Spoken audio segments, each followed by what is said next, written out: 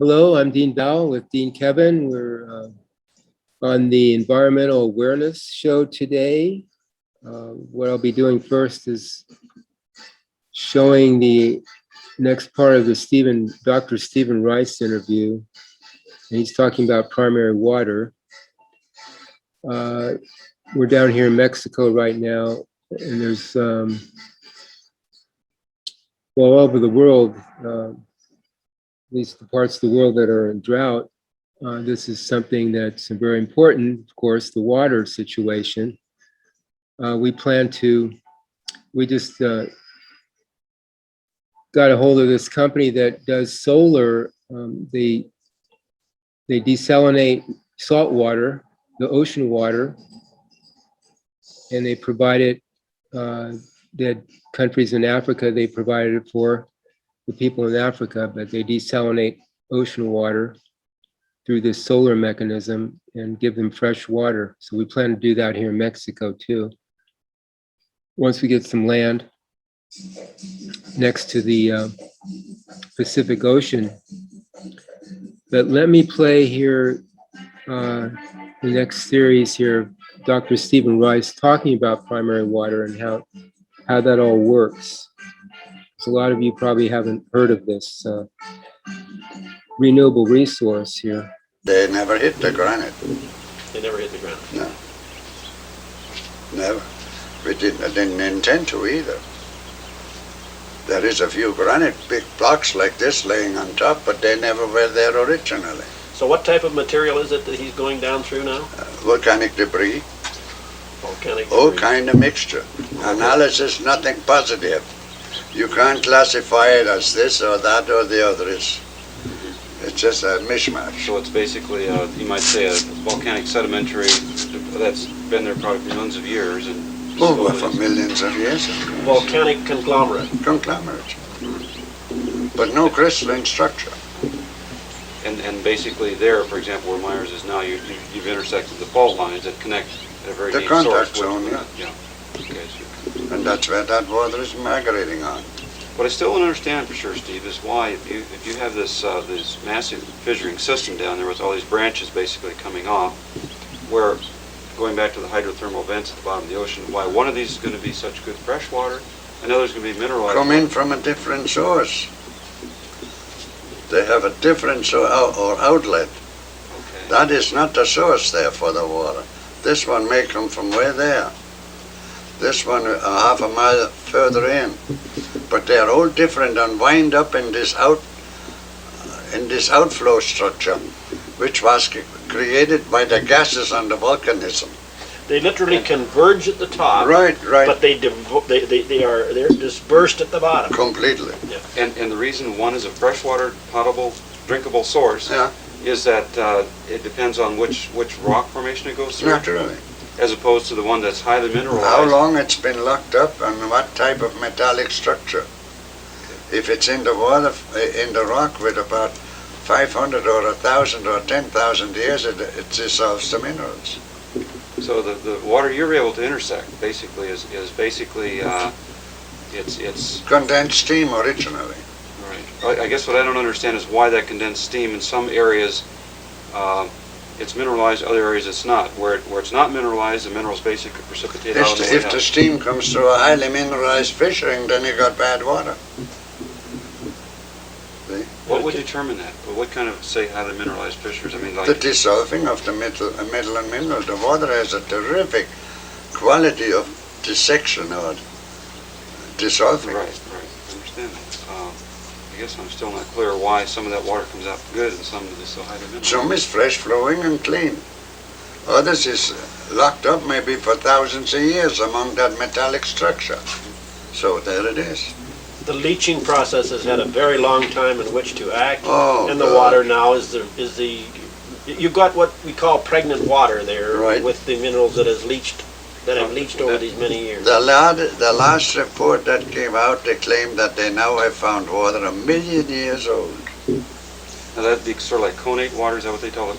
Connate water, where it's been sitting there. Million years old. And the water that is good has been deposited in something where the leaching process is either very, very slow indeed, or hardly leaching at all.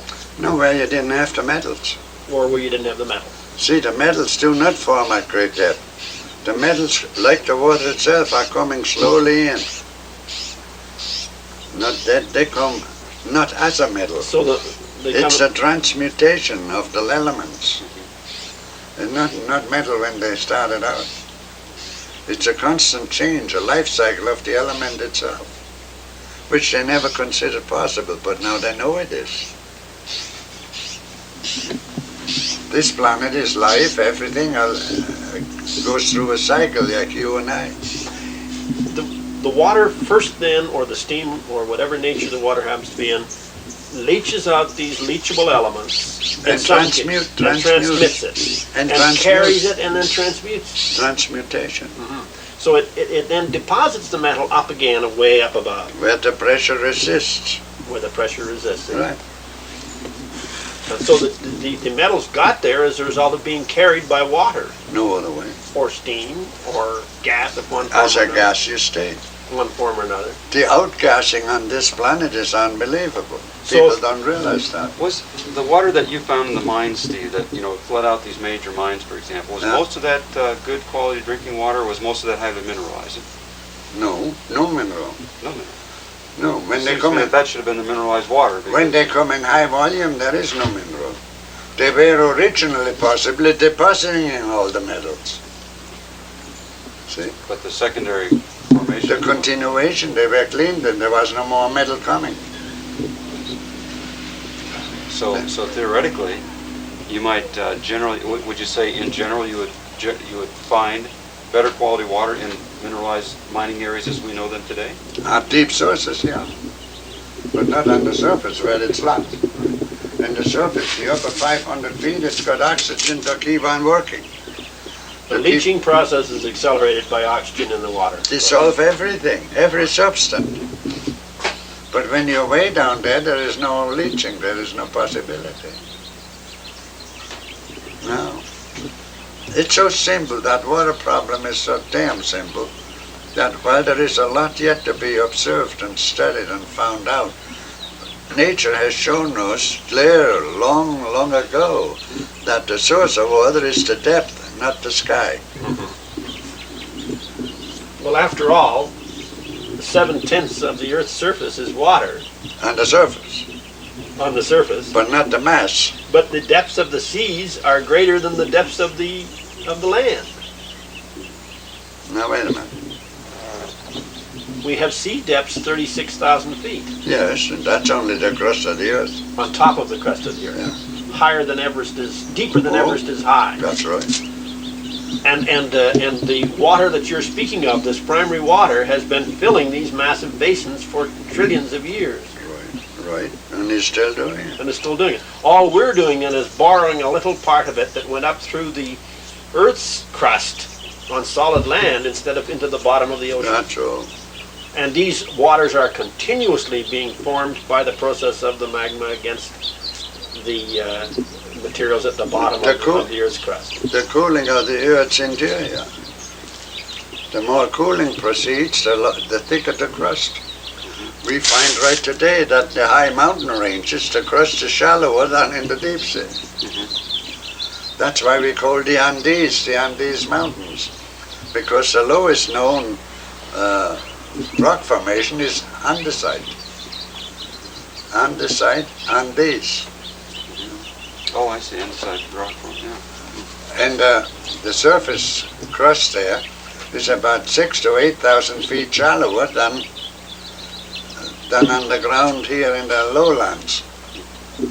The thickness of the crust varies enormously around the Earth's surface. But the higher the ranges, the shallower the crust. Could you elaborate a little bit more on the temperature of the water of the wells, because of the fact that they're a little bit higher than normal? Well, it's very simple. The ground temperature here, right out here, is about 56, 58. Year round, that's the ground temperature. Formation temperature. Now if I drill water and find it 78, means that I had 1,600 feet of depth. you gain 1 pound, 1 degree for every 80 feet. Every 80 feet you go down, it increases temperature 1 degree. No matter where the hell you drill. No matter where on the Earth's surface. That's right. 1 degree for every 80 feet, For 80 feet of For depth. every 80 feet of depth. And so when you get 80-degree water, you know how far you are down. It had to come from down there. You know the surface, which is governed by the climatical condition, sunshine and light and temperature, atmospheric. Say here it's 60, 58, 60s, around there. I haven't looked at the maps. And if I drill here 2,000 feet, what do I get? I get 10 times 8 is 800, and I get 20 is 1600. I get 25 degrees higher temperature, so I should get 68, or say 70, I should get 95, 90, 95 degrees. And that usually checks out that way, generally. You go right up there and check it now on our wells there, or check on Chopper's well. Perfect, 10 degrees, every 800 feet, no question.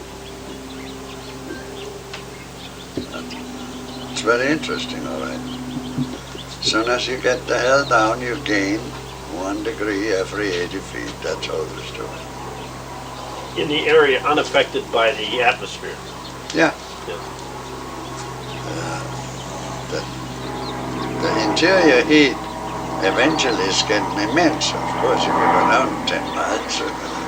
In the well that you drilled in the Sinai Desert in Israel, Yeah. the scientists that were there said that it couldn't be found there, did they not? Oh, naturally. If it had not been for Ben Gurion giving strict instruction that nobody should question my work or obey or not obey my orders. Mm-hmm. You would never have found it had not given it. Never drilled. So Ben Gurion was the one responsible for making them obey you, No, they know it too. and they know it. And you found a well there that produced how many gallons per minute? Around 4,000. We only pumped about 1,400. About 1,000 gallons a minute. Oh, that's what she said on. Yes. And how deep was that well, Mr. Riess? 1150 or 12, around 12. 11 or 1,200 feet. Something like that. No other water well had been found around that area at all. had it? Oh no, and they drilled a lot of dry holes there. And the area with water was highly arable, was it not? No, The surface area would be highly arable if it had water, which you close by. Yes. But where I drilled the well was a deep rocky canyon.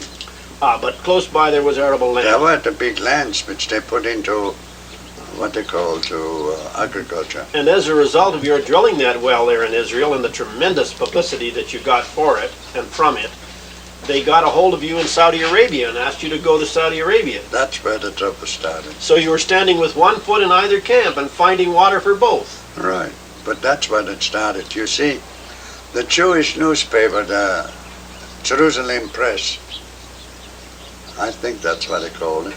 Anyhow, the Jerusalem newspaper came out big 2 pages headline. The luck that they had, you know. To find that beautiful water Yeah.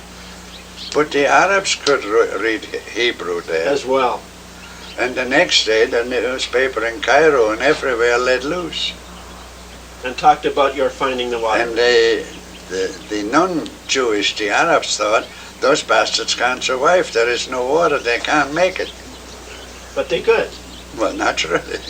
And of course, Saudi Arabia, as a result of your finds, has done some natural development, has it not? Well, naturally, but the big trouble was the Jordan River is comes out 16 miles inside Israel Uh-huh. and flows about 16 miles into Jordan. Uh-huh. And So the there was a political controversy over that. So the Jews complained when the Arabs complained, the Jordanians, when they put 500,000 acres into immediate agriculture by taking the Jordan River to flood the country. Stealing or taking the water anyway from Israel. Then it went into big arguments. Finally, it could only be solved by what they call the court, international court in Hague. The Jews had the management under control and somehow paid off or whatever the hell it is, and came in with the statement that they cannot use that well now. It's gone to salt because it's a mile from the Red Sea. And they made that damn thing stick. Sure. Yep.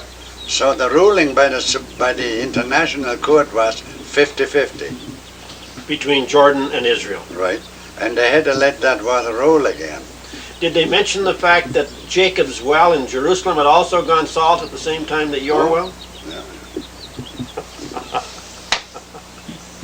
They got away with the rawest deal. Jacob's well went salt when your well went salt, isn't it? And the same kind of salinity, like pure water salinity? Yeah.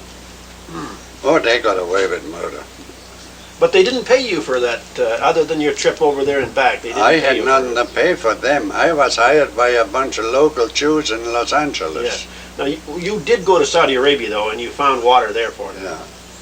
And you found water in the mountainous region not far from the No, Persian Gulf. out of their sand dunes and out of their oil fields. In the northern western part, or northern eastern part of Saudi Arabia. Northeast, yeah. Near the Persian Gulf. Somewhere up there, yeah. Over the mountains overlooking the Persian Gulf, Right. north of Ras Tanura That's right. and south of Abadan. That's right, south of it. I found good water there too. No problem. Saudi Arabia has no problem with its land. There's lots of water in the mountain range like here. Yes. Beautiful timber. Beautiful timber and potable water that can be transported into the desert regions. Well, they had to go up there finally and get it in jugs out of springs. There was no more. The springs had gone sour because I suppose they drained it off too fast. And then, what was his name? The crown prince. He became the king later. Khalid. Saud. Huh? Saud. Yes, Faisal, King Faisal. Faisal. Yeah, He Faisal was the shot First. by a native. King Faisal the First, yes. Yeah. Faisal went with me and took me up there. So you were escorted by the King of Saudi Arabia to this. Well, there were a lot of phonies with Yes, but there were a lot of other sheikhs Yeah. and other people. And And basically, the king escorted you up there. Right, which and was they quite had an a honor. big tank, sort of concrete tank, where the women every morning by daylight used to go down the canyon about 1.5 miles and got their jugs full of water and brought it and dumped it in there. And the women used to come around there, all in, there must have been 75, 80 women and families, in other words. They used to come around picking up their water for the household. But the women there, that was their daily Sure. chore and fun, Their recreation. and to meet and talk and chat. And we had that water going, and I said to the Crown Prince, now you got plenty of money for your oil, you better pipe that water into those houses now. Do away with that unsanitary damn tank. Oh, he said, no.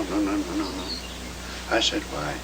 He said, that'll be the end of me. Yeah, very unpopular to get rid of their recreation And he period. said, if we stop those women from their daily recreation, I'll have a revolution we couldn't win. And we're seeing that he was right in America at the moment. Sure he was right. When America is proving this to be correct, isn't it? Yeah, With the revolution that we have with our women here at the moment. he was right, boy. Wise Well, man. You see, he had his foot in there. His father, the king, was in Wiesbaden in sanitarium. It was Saud, Ibn Saud. Ibn Saud. Abdulaziz. Ibn Saud Abdulaziz. He had lived in Wiesbaden with about 40, 50 women there, rented the whole damn establishment, and was out of business. So he took over the rule as Crown Prince, and he ordered that the kids can come to school without the little girls without their veils and without Face that veil. horse shit, and that the girls and the boys can be in the same schoolroom and all. Became very unpopular. See, he broke Trying to change custom is a bad thing to do. Very bad. And you found this to be so in telling the truth about the deep water that you're finding, that custom is killing you. I'm in the same beat. So he came with me out there because he was so damn interested to lift his people out of their problem. Yes. And he spoke damn good English. He was graduated in England. Oxford, England. Yeah. Oxford. And he told me, he says, we are just in the state where we are waking up as a country, as a people. It's going to be tough. So, when you located the water in Saudi Arabia, you said you did it out in the sand dunes out there. Were there any In the mountains. geographical features to go by? well, this was all basin land down here. And that hill over there was the mountain Oh, range. so you could tell from over there where the dikes And were. I went up there and located a water well up in the pine woods, up in the mountain. Which of them was screwy? Naturally, water's supposed to Fall down to this level. What general relationship do these dikes have, Steve, say for the areas where it's very dry and so on, and a lot of times you'll see, incredible growths of vegetation and trees and so on. Does it relate to these That's dikes? the deep-seated water. It's just basically percolating. Sure, hydrogen. How do you relate that then to location of some of these wells? And do you use that as one of the signs of some of the general areas you would look Oh, at? well, sure, deep-seated water. There's 3 times as much water growing vegetation on the country than there is ever deposited by rain. This is only 1/3 of the water they can get. Remember, if we had a inch of rain, it wets that ground 1 foot deep, average. The soil, it Yeah. moistens the soil to one. That's all it moistens, and it can't go anywhere. It's no more water, it's all absorbed by the soil. Like a sponge. A 10-inch rain, which is an awful heavy rain during a month, the worst you get is about 10-12 feet of soil moisture. No more. They claim that no rain yet has been found to go over 30 feet deep. That a maximum penetration in even the very wet areas of the earth That's right, are 30 only feet. about 30 feet. That's all. So the idea that the deep water percolated down from the surface water rain is just an absurd suggestion, Plus the volume. and the volume. But it would be an absurd suggestion even ignoring the volume, wouldn't it? It is, Since it it couldn't is. go through that impervious material. Simply ridiculous. Impossible. Simply ridiculous. This paper here saying 200 million gallons down here in San Diego area of sewage daily. Now you multiply that over the population areas. Why shit, there isn't enough water coming down the river to Sacramento. I'll finish this up next week, but welcome, Peter. Yeah, Val. Yeah, I'm just watching. yeah, welcome. I'm trying to understand this too as we go along. It's kind of a little bit confusing to me, but some of the water that we get is from this groundwater, this vapor that comes up. It's not all from the rain and the snow melt, but the aquifer water does get fed by the vapor from the primary water. I think that's what he's talking about, partly. Correct me if I'm wrong.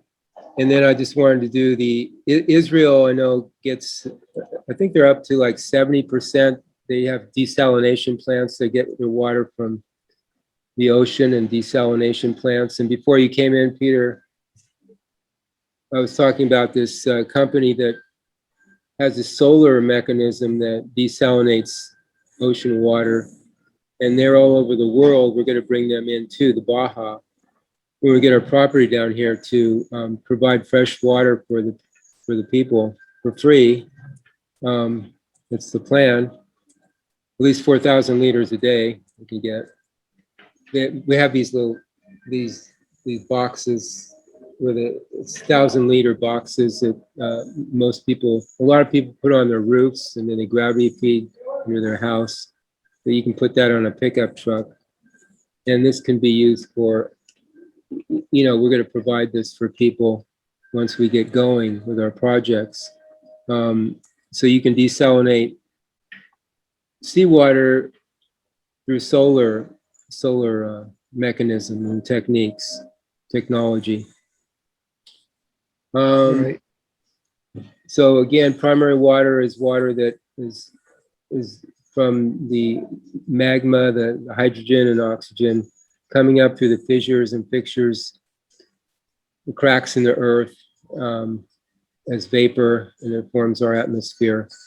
And Stephan Riess here is one of the founders of the first people that actually coined the word primary water, and he's drilled all over the world for this renewable resource. And this interview here is talking with him. And again, I'll play this next week, finish of it. Go ahead. Yeah. Question. Or what I got was that he said that 1/3 of the water that we're capable of using for growing plants is also comes up as vapor up into the atmosphere, comes back down as rain and so forth. But that is only 1/3. That whole table circle of water supply under 30 feet down, and the vapor that comes up into the atmosphere and then falls again as rain, or that whole system is 1/3 of the real available water. 2/3 is below that 30-foot level and has seeped down from the the water table and the plant level, seeped all down below that. Is that generally what we're talking about? I get that all of our water is from, all the surface water and atmosphere is from the vapor coming up. Everything is from the depths of the earth. And then you talked about this third. I didn't quite get that. Maybe Kevin did. Do you have any input on that, Kevin? From what I gathered, as you were saying, all the water pretty much is generated in the planet. That seems to be how planets generally seem to be, and then it all comes to the surface and then comes down as rain, and that is then the secondary water supply. So I don't know about this third thing. I didn't pick up on that exactly, or I missed it or something, or I was scribbling some notes or one or the other. But basically, it's as you say, all the water is generally coming from the planet, and we've just been rather misled into being schooled in that it's the other way around, and indeed there's no mention of primary water whatsoever in any of the schooling systems. So, and you mentioned the gases too. Tremendous amount of off-gassing from the planet. Different, as we know, the methane now is a problem, etc. But lots going into the air that we don't see. So this vapor is part of this. Basically forms the moisture in our atmosphere. So we'll continue with that. If you have any other comments, Peter or Kevin, we'll keep looking at this. Yeah, that's a good topic. This is the environmental show today. Yes.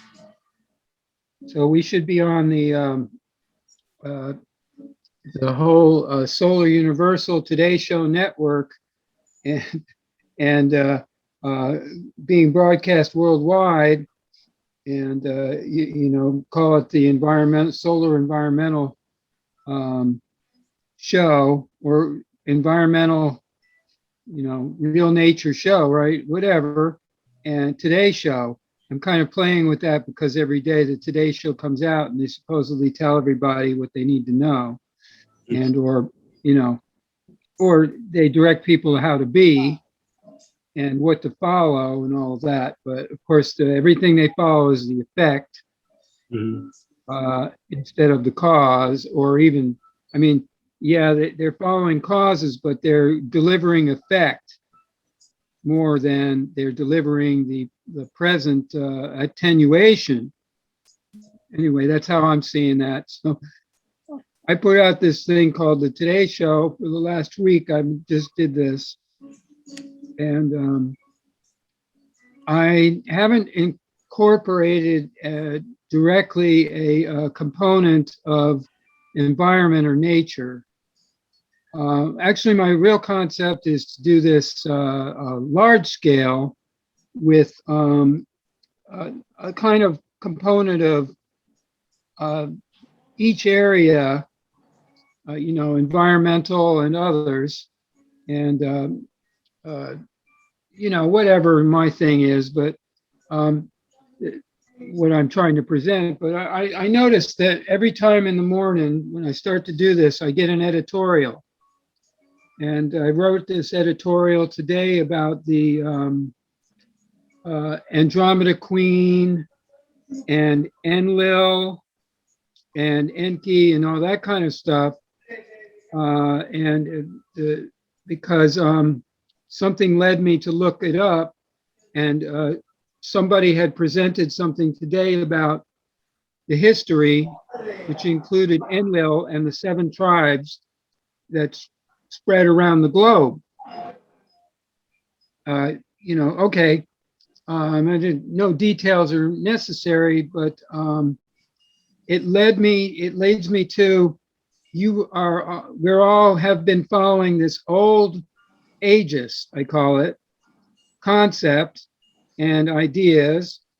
And so now we're here with the new aegis, which is actually the only one there's ever been.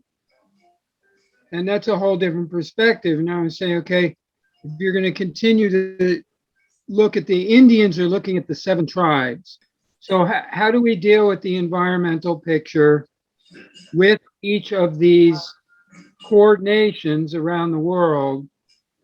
And as an example, the different places that need water or need pollution solutions, and or trees, as an example. And so I guess I'll just include this with what I was trying to say about it all, that the primary water guy, is that Riess, or is that Stephen who's gone around and interviewed the primary water guy? Dr. Stephan Riess is the main guy who brought it out in recent history. Okay. Yeah, that's the guy being interviewed, the old guy. And he's interviewing the Hungarian guy. Well, then Paul Power was tutored by Stephan Riess, who you contacted, and others who are doing this drilling and witching for primary water. But let's go on to Kevin, because he has a segment too before our hour is up. So thanks, Peter. Okay. Let's go to Kevin. We'll continue next week. I wanted to continue on with the article that I was reading in regards to 5Gs, because obviously the 5G is, of course, very environmentally impacting and very adversely so. And where I left off last time, it set the stage for 5G and so on and so forth. And I was going to continue on from that. The path to total immersion. Beyond the health effects, there is another level altogether of what the rollout of 5G actually entails. To gain a perspective on this, we should remember that it was not so long ago that the Earth's electromagnetic field was undisturbed by human-generated electromagnetic frequencies. Before the 1880s, there were only 2 main causes of electromagnetism, both of them natural: the lightning of thunderstorms, which also set in motion the very weak, low-frequency resonances known as Schumann resonances, and sunlight. Lightning and sunlight produce effects in specific and very limited parts of the electromagnetic spectrum. The very idea that such a thing as electromagnetism and an electromagnetic spectrum existed was not even entertained before the 19th century. And from the point of view of the pre-electrical age, the truth of the situation was that they indeed did not exist as a factor of experience. Beyond lightning and sunlight, the energies of the electromagnetic spectrum did not impact on human life, for they were entirely dormant. In that pre-electrical world, both lightning and sunlight were regarded with a certain degree of awe as natural phenomena expressive of powers greater than anything human beings could muster. In antiquity, both were associated with gods. Lightning with violent storm gods, invariably with underworld associations like Seth, Baal, and Zeus, and sunlight with sublime solar deities like Ra, Shamash, and Apollo. In the later Judeo-Christian era, the widespread sense that these phenomena had a spiritual source persisted, with lightning regarded as expressive of the divine wrath, and the light as the garment of the cosmic logos. We touch here a deeply felt relationship to nature that has been largely eroded in the centuries since the scientific revolution. In the course of the 18th and 19th centuries, both lightning and light were stripped of their spiritual numinosity, thereby clearing the way for an entirely materialistic explanation of light and an entirely technological approach to electricity. In the early days, the frequencies utilized were at the lower end of the electromagnetic spectrum. In the 1890s, the power lines that delivered the new mains electricity to factories and houses were standardized at either 50 or 60 hertz, or cycles per second. When public radio broadcasts began in the 1920s, they were mostly in the long wave frequencies under 500 kilohertz, thousands of cycles per second. As the century wore on, the frequencies used by new and improved technologies became higher and higher. In the 1930s and 1940s, medium and short wave frequencies between 500 kilohertz and 1700 kilohertz were utilized, while in the 1950s, the very high frequencies of 30 to 300 megahertz, or millions of cycles per second, were employed for both radio and TV broadcasting.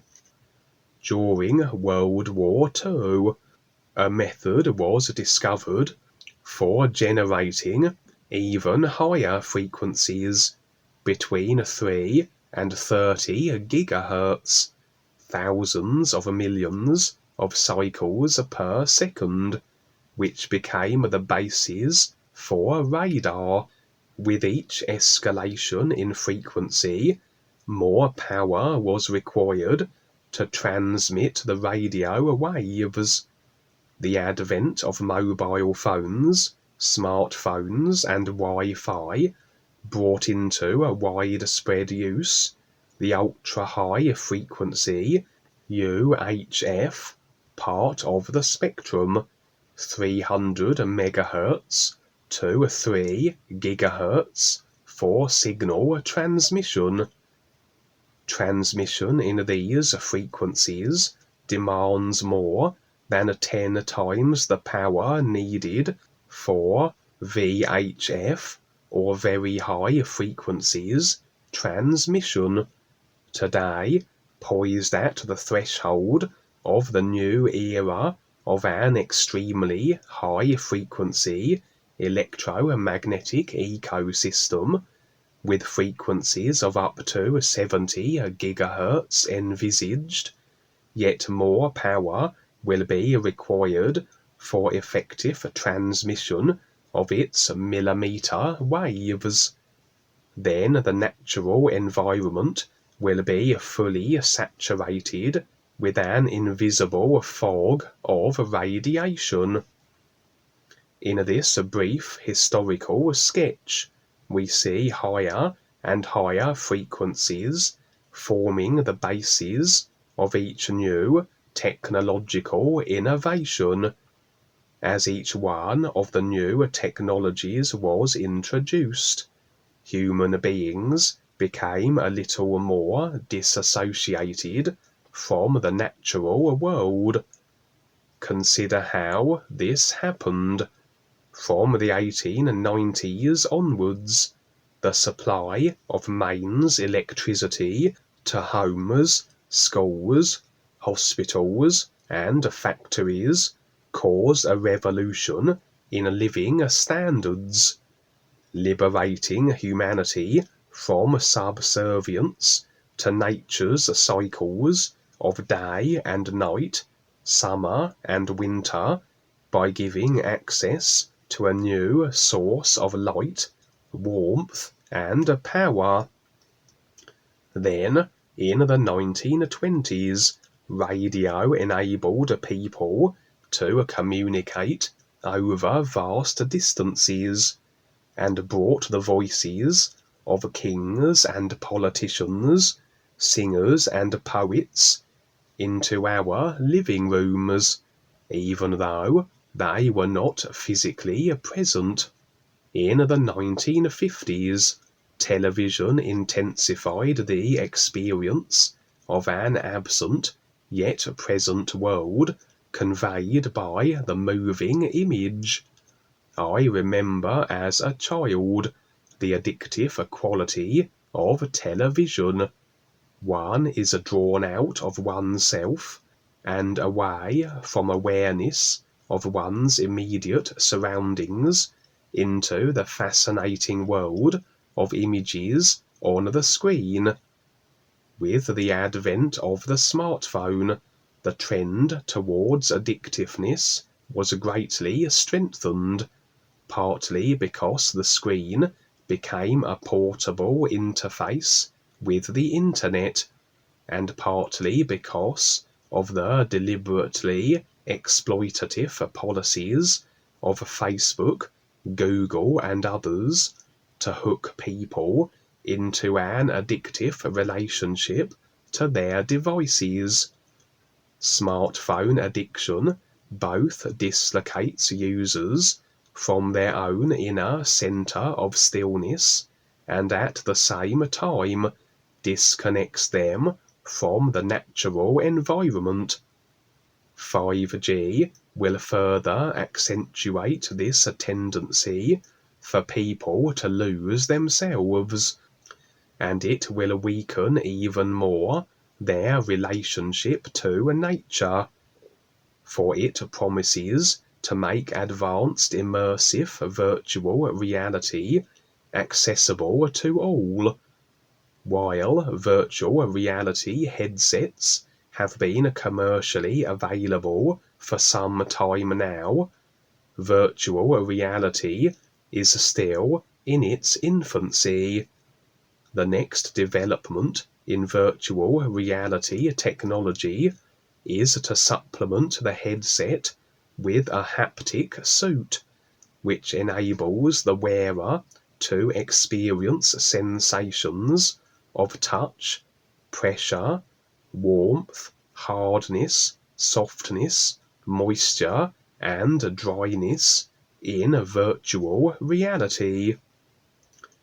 Such opportunities for total immersion in virtual reality will lead to an increasing confusion as to which world we really belong, the electronically generated or the natural world.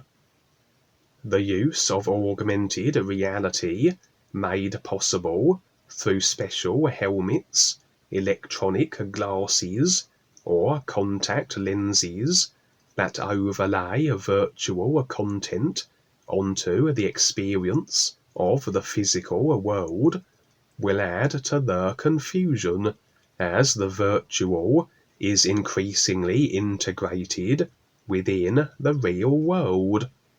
People will become adjusted to regarding the virtual world as having as great a claim on their attention, their emotions and thoughts as the natural world.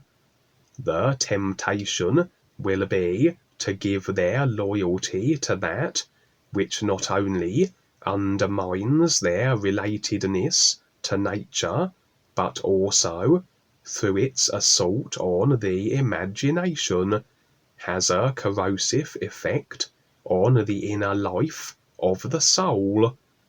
The confusion will only be exacerbated by a huge increase in the use of 3D holographics that will give virtual entities the ability to incarnate electronically in the physical environment. This is what the saturation of the world with extreme high frequency millimeter waves will enable. The waves themselves are only part of the issue. It is the technologies that ride on the backs of the waves and their impact on our inner life that should also concern us. Yeah, this is in a way a form of black magic, and it can be used, the frequencies could be safe and get the job done, but as it is, they're weaponized and they're really here to harm people. That's no news, really. In a way, it's like piercing your aura, like drugs do, and affecting your, consciousness and your attention, etc. So it's really, it can be harmful, but also it can be safe. And there's people out there that are doing things with frequencies like Rife Machine and such that do control the frequencies that are, compatible with healing the body and maintaining it. So it's just a matter of like what you're agreeing to. Val? Peter, go ahead. Yeah, I want to ask a question because you mentioned just now the people who are claiming that these aren't destructive or negative in general. I have a friend who told me two things. He said the primary water he didn't believe was underneath the deserts, as to the extent that maybe the primary water people are saying. And secondly, is the electromagnetic, the 5G. He said that that's not a problem for us. It's a wave level is not a problem. What is a problem are the high power lines that are nearby where we live, and not the 5G isn't a problem. That's not a negative impact. And I have a question because he made sense to me about that. And but you're telling me that, it's not more, the 5G being spread all over is impacting us in our attachment to electronics, but the actual wave frequency doesn't harm our bodies, at least according to my friend. Okay, I'll address the primary water question with this, I mean, the traditional response is, how do you explain springs in the desert in all these places that supposedly the aquifers have dried up, through hundreds of years of water being available. The aquifers, if it was from there, it would have been dried up by now. And in the desert, there's hardly any rain, so they would have been, and plus the condensation from the heat, there's a tremendous amount of condensation that goes on from the heat. So these springs in the desert, they would have been dried up through both depletion from the condensation and the use. But they're still growing things, and there's all kinds of examples with Old Faithful Geyser and Yellowstone and other areas that have been for hundreds of years been flowing good water. And Kevin, do you have anything to say about that? The other question about 5G? All I understand is that the technologies they are using, I mean, it could have easily been, they could have picked any sort of frequency band to operate from, but they have deliberately chosen the most lethal frequency band they can find, again, for the reasons of ultimately depopulation, which is a very slow, drawn-out affair. At least it has been until recent times. I suppose they're accelerating it now with the vaccines, but and where they've shown very conclusive evidence to show that as they've ramped up the technologies, that the fight, as it's moved through the various Gs from 1G to 2, 3, 4, and 5, it has shown that the rate of cancers, leukemias, general brain damage, infertility, has also risen in accordance. And so there's quite plenty of compelling evidence to show that because of the nature of the frequencies that they use, they are very distorted, and so and of course the holographic human body is electromagnetic in its nature, and so if you bombard it with any sort of frequencies that are not harmonious, that are of a more distorted, unnatural range, then you're going to obviously cause disruption to on the electromagnetic energy level, which will translate through to the holographic and the physical, which will then result in the various ailments and conditions that we're seeing. And it's not, and in regards to the 5G, I mean, as they continue to ramp up through the levels of it, there's been greater culls in the insect populations. Because the more powerful the frequencies, the greater the size of the body form that's affected. And they're saying when they hit 5G and when they go into 6G, I think they're saying that will then start to have serious implications for human body forms, and getting into the 6 and 7G levels, it's very likely that nothing will be able to live in 6 or 7G frequency fields. But yeah, I'm not exactly an expert on 5G, but you'd have to find somebody who can break it down with all the frequencies and such and what it all means. But basically the frequencies they're using are very distorted, disharmonious, and cause generally, as it expresses through in the human body, cancers, brain tumours, things of that nature.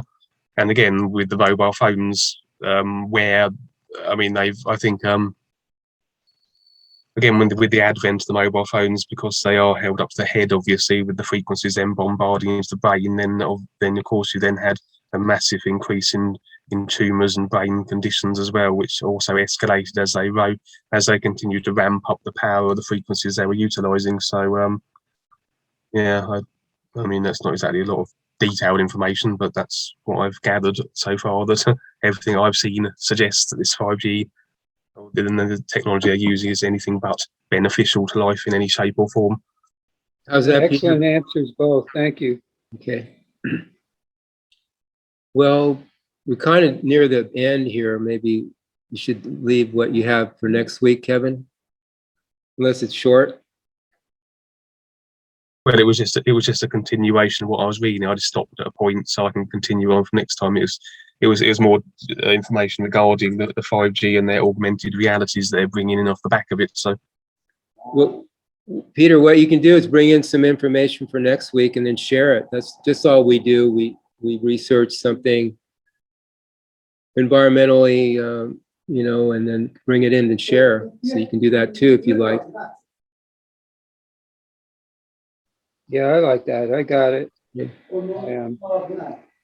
The position of information sometimes comes from just my experience or our experience, and it may not be factual or coordinated necessarily, but that's one experience, yes, that we need to relate, is that actually what we're doing is by acknowledging these things, we are coordinating them into the, or with the whole and the all is of it.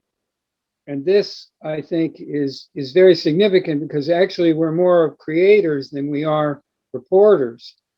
In that sense, that we're at the head of the line that's becoming aware of, and then this is a dissemination of our revelation, so to speak, making it all sound religious, but not really. It's just that's how that whole all isness has always worked.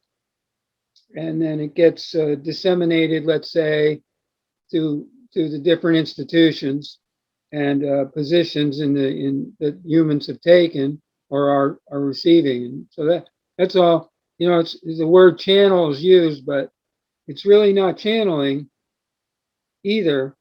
So we're making real things are being picked up by the universe of individuals who are not as yet fully accepting or have an awareness or even an interest, but because they're in the whole field, this actually does do good.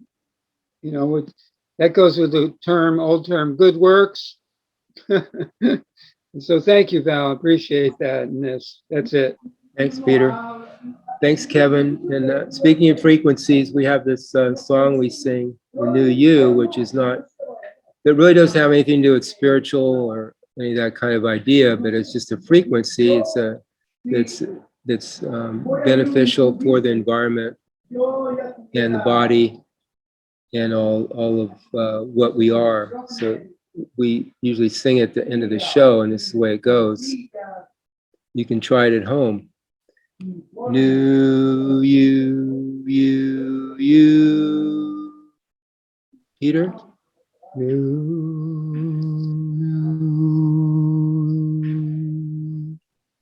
And Kevin. And very briefly, Duane, the great writer, did say as well that singing the new song will mitigate the effects of 5G to an extent.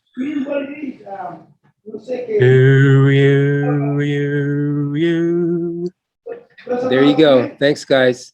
See you next week.